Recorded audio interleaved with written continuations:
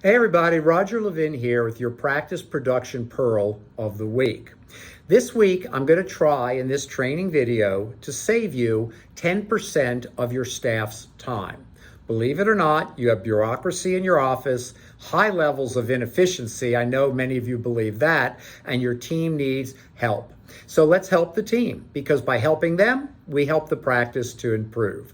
So I'm going to give you 5 ways to save time for your team. And I mean about 10% of the time they currently use. And that time now will be able to be used more productively to increase practice revenue. And remember, our goal is to increase practice revenue every year. So here we go. Number 1, you want to prepare for the next day. The policy should be that nobody goes home until you're fully prepared for the next day. That way, if someone's out sick, the rest of the team won't have to scramble. People aren't coming in the morning trying to get it done and they hit a traffic jam and they're late. So nobody goes home till the trays are set up, all the admin at the front desk is done, everything's finished. That's what I call closeout. And we think that will save about 2% of staff time when you do it properly. Number 2 is the morning meeting. Now, many of you have a morning meeting, but are you doing it correctly? Every morning, you should have a meeting with a set agenda. And that meeting will reduce the number of questions during the day, so staff don't have to take time to go find someone and ask a question. It will eliminate unnecessary tasks for that day. There are a lot of things that just don't have to be done. When I teach executive coaching, I talk about how to create an ABC priority to-do list. I also talk about how to create an ABC priority stop doing list. I don't know too many people that have a regular stop doing list, but it's one of the smartest things you can ever do to improve your own productivity and achieve human potential. So if we eliminate unnecessary tasks throughout the day, we save a lot of time. And finally, the morning meeting facilitates communication. We don't have miscommunication and redos, unhappy patients that we have to deal with. The doctor should call at night to apologize and see what happened and let them know it won't happen again, so we keep the patient and so on.